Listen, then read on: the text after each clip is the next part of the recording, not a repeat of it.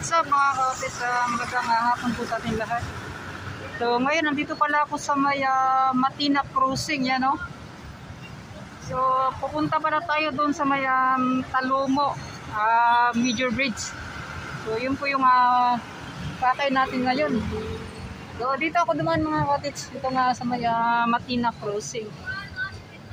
So dito pala yung mas malapit na daanan.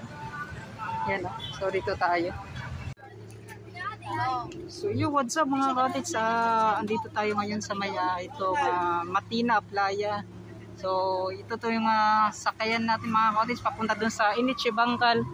And then yan, pakasakay tayo pa uwi. Ay, pasakay pa tayo dun pa loob po mga ka-office. Yan o. So samahan niyo ako at pupunta tayo dun. So ito yung sakyan natin mga ka-office. Mahirap kapag nagko-commute ka lang papunta doon sa may Talomo Bridge mga ka-office, doon sa may Talomo. Oy, yok. Shout out dahil sa to nga manya to nga driver karon. Bangkal ini cek. Ito ang sakyan. So yun. So yun mga ka-office, dito tayo ngayon dadaan. Bangkal. So, napakahirap talaga mag-commute kapag wala tayong mga ayan, mga sakyan na motor.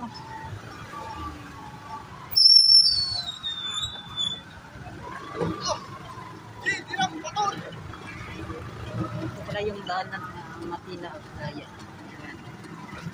Bangkal.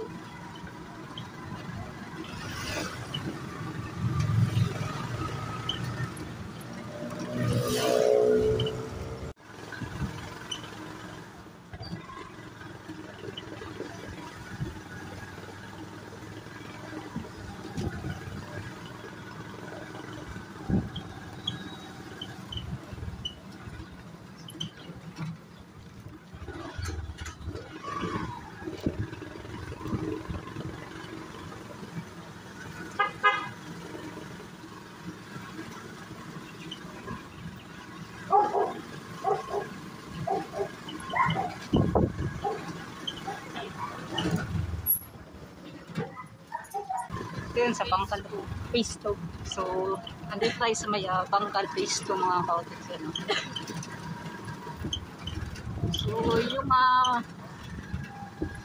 pupuntahan ko talaga mga ka-office para maka-double ride tayo yung sa may tulay, yung maliit lang na tulay pero hindi ko alam kung ano yung saktong pangalan nun. Nakalimutan ko talaga so pagpunta ko dito. Kasi yung una nating daan doon tayo sa may Talomo, yung sa Coca-Cola. Tapos pumunta tayo sa may Talomo Cemento. And then doon sa may Talomo Bridge. So yun po yung nadaanan natin. Yung sa una natin papunta. So yun, what's up mga ka-office?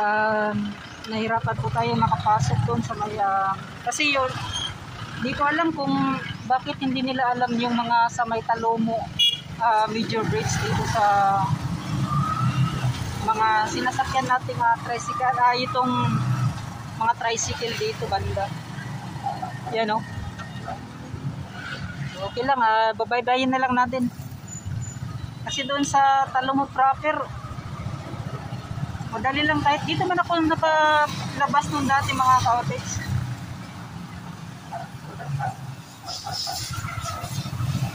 So yung mahirap kapag nagko-commute pa dito mga ka-office, yung hindi natin alam kung yung mga kung hindi na ba talaga alam itong area na ating pupuntahan.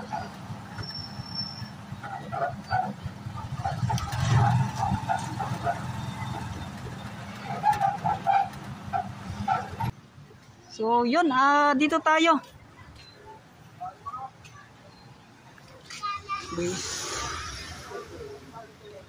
Ay, boss, pwede mga tana? Makita ba diri ang katong Talomo Bridge, katong bridge nga sa Coastal Road? Unahan lang makita na siya. Uy, salamat gid kayo. Yun, salamat. So, yun mga ka-office, dito tayo sa loob.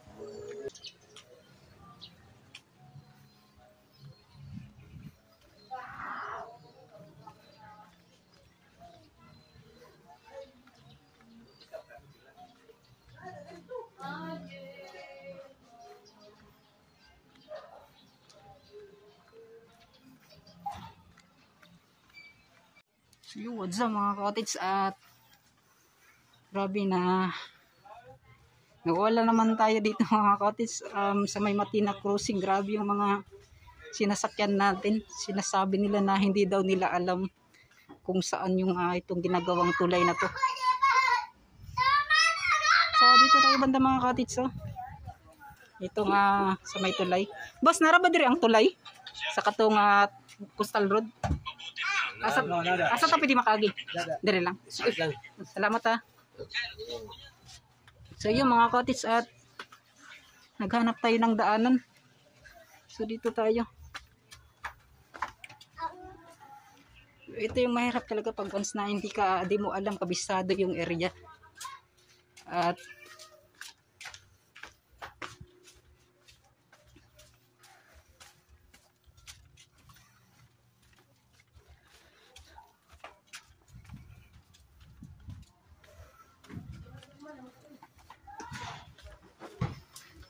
yun. Salamat kayo sa mga order yan. Hi vlog! Salamat. Yan, salamat ha. So yan mga cottage, dito tayo doon. May crane tayo nakikita doon mga cottage. So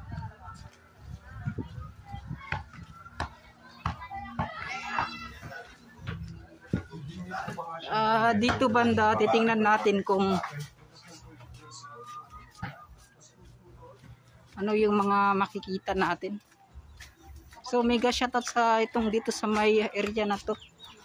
Yung mga tricycle driver. Yan. Ay te, asa ta pwede makagidri sa kwan, sa tulay. Yan, salamat ha. Yan. So ito mga cottage, at ito na pala yung dulo. So dito malapit lang pala mga cottage, kaso yun nga pong mga,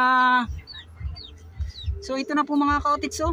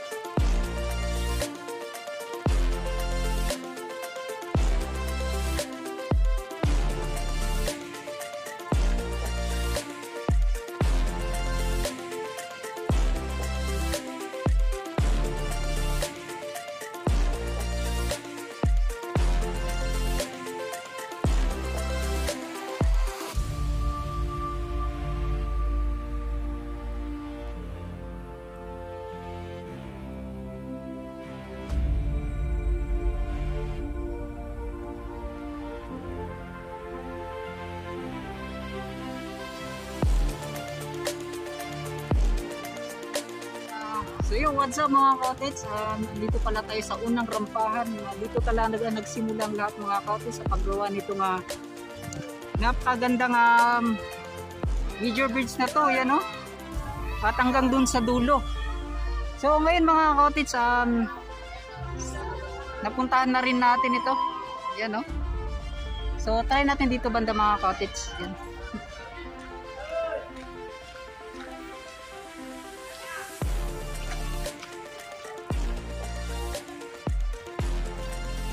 Malakas kasi yung tugtog doon mga cottage, may mga tag nun, may parang ikinasal. Yan.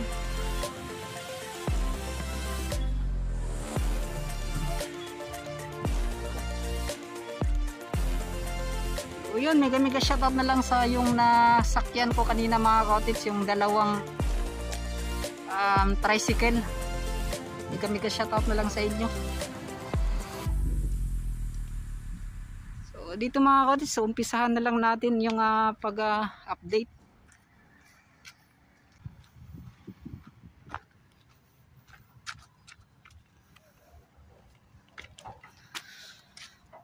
So yan, at dito banda, ito na pala yung itsura po, yung forma. Dito na update na natin dito banda, yan. At ngayon ay update naman natin yan mga kaotis. So maganda kasi yun nga po ay low tide po ngayon. And then yun mga kaotis, ay pupuntahan din natin yung dulo na yan. So doon na po sa yung pagkonekta na po sa kabilang dulo itong ginagawang major bridge. Yan o. So dito tayo dadaan mga kaotis bago tayo pupunta doon sa kabilang dulo. So yun at so itong paggawa po daw nila ng major bridge na mga kaotis, yung tawag po daw dyan ay incremental launching method. So hindi po ako, kung hindi po ako nakakamali, kasi yun nga po yun po yung nasa comment section natin mga kaotis, sinabi niya yung tawag daw dito ay incremental launching method. Yan. Dito tayo. So sa taas mga kaotis, mas lalo pang tumaas po yung pagtambak yun, no? Sir, agira ko. Yan. Wala pagyapon day na humanong pagtambak na sa taas, no? Nagyapon, murag pataas pagid day siya. Taas pa na. Nagino? Tupong man rin. Ay, tupong, murag taas pagid day to dito. Wala pa day na kan kayang pagtupong. Pwede pa makatus taas? Dili, no? Pwede. Labas ka na dito. Dito pwede makaagi. Nagyabi pinag-asa ka dito sa taas, nagyapon. Wala, nangit ko lang. Nagino. Anay gwardiya dito sa taas, no? So, call, salamat kayo ko lang. So, yun. Mas mataas pa pala yung pagtambak mga kaotis, oh. Nasa isang pag-riprap, 2, 3, so 4. 4 na pag-riprap mga kaotis.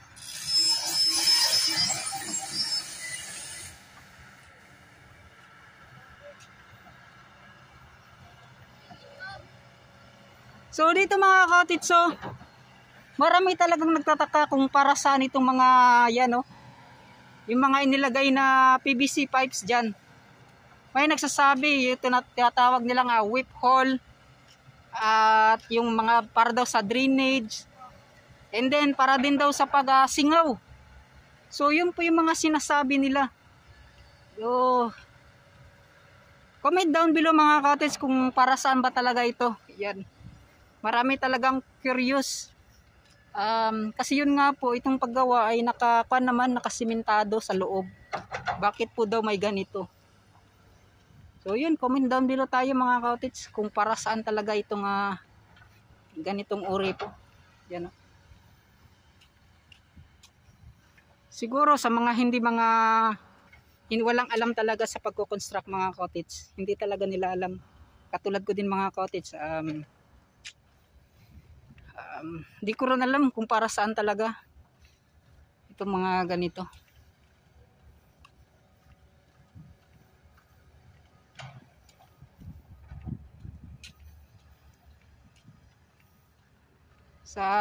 Sa tingin ko lang talaga parang nasa yung mapupunto talaga yung tubig sa taas, dyan sa loob, tapos dito po lalabas itong sa tinatawag nilang whip hole daw.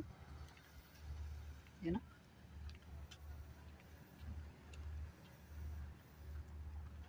So yun, at andito na tayo mga kaotis, oh, sa kabilang dulo. Yan.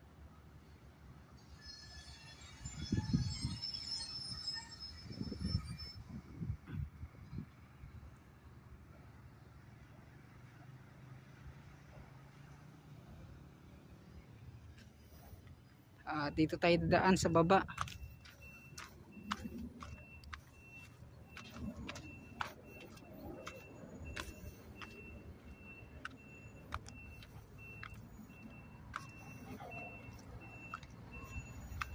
At dito rin mga cottage, na-update na rin yan natin. Yan o, napakaganda rin. Yan.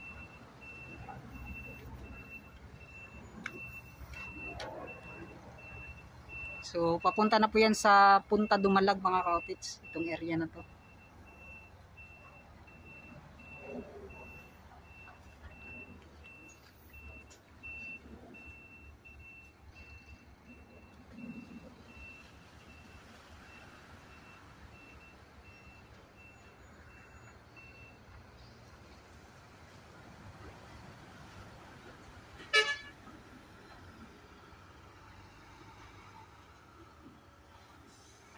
So, dito babaybay naman natin dito sa gilid.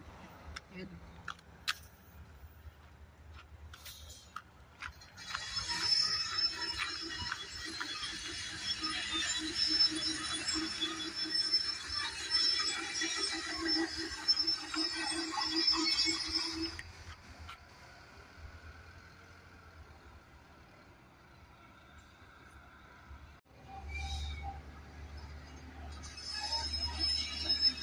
So, yun o.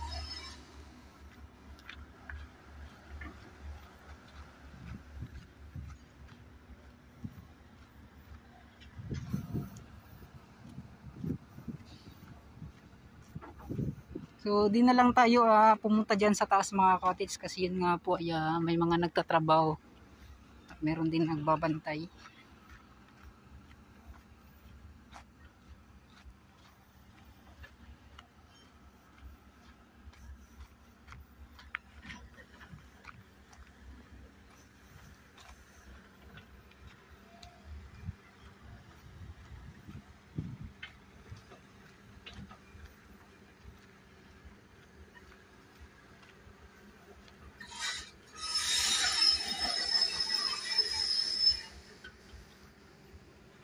And then sa Pagway mga cottage, doon pa rin tayo dadaan.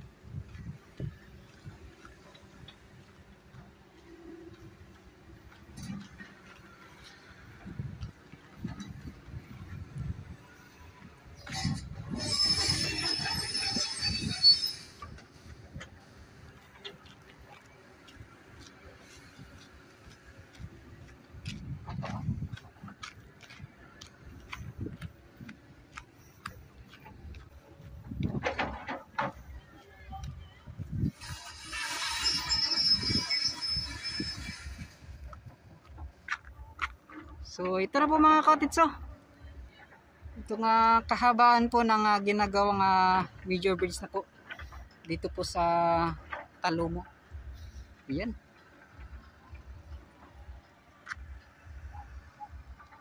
Sobrang ganda, sobrang taas po. So siguro ganito din sa kataas yung gagawin doon sa may Davao River Bridge.